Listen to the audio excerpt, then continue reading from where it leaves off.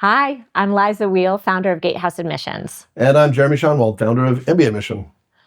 And today, we're reviewing another application essay from an MBA applicant who is admitted to HBS. If you want to follow along, use the link below to download a free copy of our book of successful HBS application essays. In our last video, we looked at Megan's business-minded essay. Now, let's take a look at her leadership-focused essay. My mom's mantra was never take no for an answer. The worst place you can end up is where you are. Her mantra helped when I received an email from Grinnell.edu in spring 2020, encouraging students to fulfill requirements or pursue additional credentials amid lockdowns and canceled internships. But at $1,873 per credit hour, the cost was prohibitive for those of us on need-based aid. Frustrated, I launched a campus-wide petition, garnering 500 plus signatures and a meeting with the dean. I highlighted peer universities' reduced fees and was proud when the administration relented and applied need-based aid. It was invigorating to champion something I believed would give more students access. Later in private equity, the no was more subtle. I noticed a few of our female partners struggling to speak up in investment committee. If they lack support, what about us juniors? Upon chatting, I was relieved others shared my frustrations. I mobilized resources and secured funds from our CEO for women's lunches, and we engaged the male partners to discuss how March Madness and cigar tastings excluded us. There was pushback. Junior males felt excluded from the lunches, but that spurred more conversations and lunch invitations. Now, as senior women secure presentation time for junior women and include us in network-heavy industry events, we view every no as an opportunity to collectively achieve a yes. I aspire to create environments where everyone can thrive, ensuring barriers are dismantled and opportunities are accessible to all. Okay, Jeremy, what do you like here?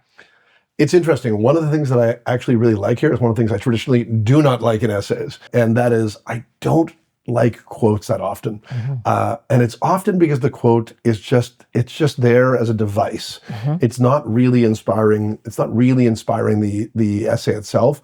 You know, it's Dalai Lama said, or President Roosevelt just once said, or whatever it might be. It's often, I think, there as a device maybe to help the individual feel like they're better educated or better read. In this case, it's actually like Dr. Seussian advice. It's very simple and it's very appealing. And it does inspire the purpose of the essay. And so there are always exceptions to rules. And I think this one's great.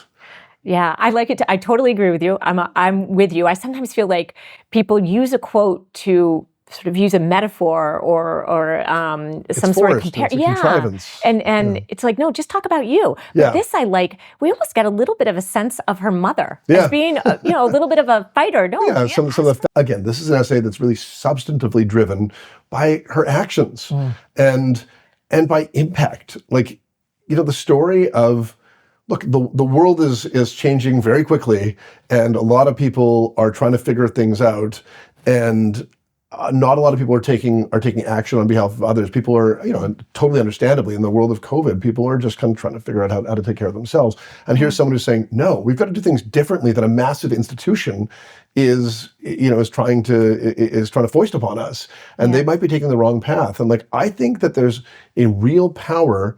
You have to have lived this experience, but I think there's a real power in saying, look, I'm a voice who's going to, the tide is, we can use the famous Lincoln quote for this one, in matters of style, go with the flow. I'm screwing it up, but I think it's matters of style, go with the flow, and matters of principle, stand like a rock.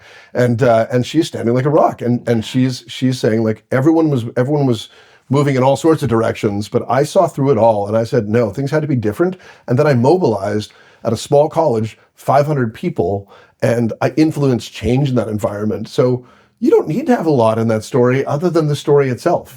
It's a good story. And for anyone who's watching saying, oh yeah, well, but I don't have that story, you have a different story, or maybe you don't have to have that precise story, maybe that's not the story you showcase. But in this case, she lived it, she has that story, doesn't need to play it up in any way because it's inherently powerful. Yeah.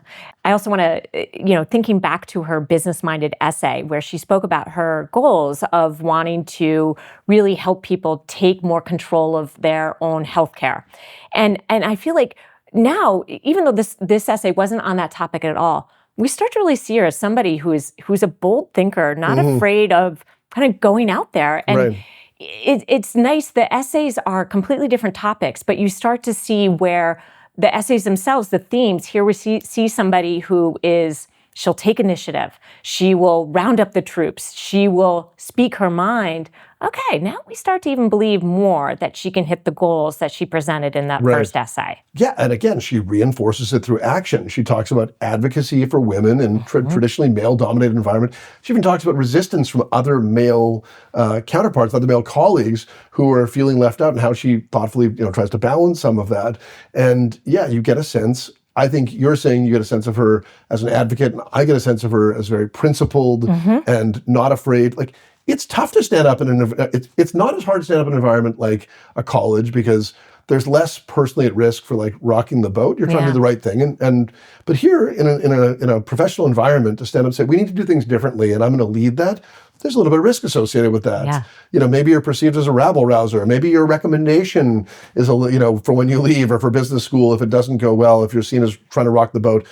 It doesn't matter to her. She's like, I'm doing what's right, and I'm sticking with that. And when you think about a school where, they want to know that, like, when the chips are down, when the economy, when people are during the financial crisis, theoretically, when too many business people were approving bad mortgages or that type of thing, that someone's going to say no. I'm the individual who's going to be doing the right thing. Yeah. And so this is the type of person we feel like, we're getting a strong sense of her as like, I know who I am, and I know what my limits are, and I know when I stand up. That's a good person to have in a business school class. Yeah. And I'll end with one point. I also liked what you were just saying about her willingness to stand up. She was also standing up for people above her, not just for her junior peers, but she saw the female partners at the firm struggling to speak up. And she, took that upon herself as a very junior person at the firm to create change. So, that is, somebody who's sort of, not only thinking about people that are following in her footsteps, but how can she help the people who are more experienced than she is? And that's really compelling as well. I think she did a really nice job of bringing us, the reader, into her world and helping us understand what motivates her. Right. I think it's a super point. I think the idea that someone can lead across all sorts of different levels, again, as long as it's credible, it's quite impressive to a business school, and I think that she comes across across two essays now, super likable, determined, individual who, again, is there's a humility about her regardless, because there's no bragging. She's not like, and I was awesome, and everyone was slapped me on the back saying like, well done, you've changed this environment for women. We understand that without her having to say that, and so she's just, as I love, letting the story do the work, and we can draw that inference that she's pretty awesome. Well, now I'm excited to see her next essay, and that is what we will review in the next session. We'll see her growth-oriented essay. So stay tuned and be sure to download our book. The link is below for more examples of real essays from real HBS admits.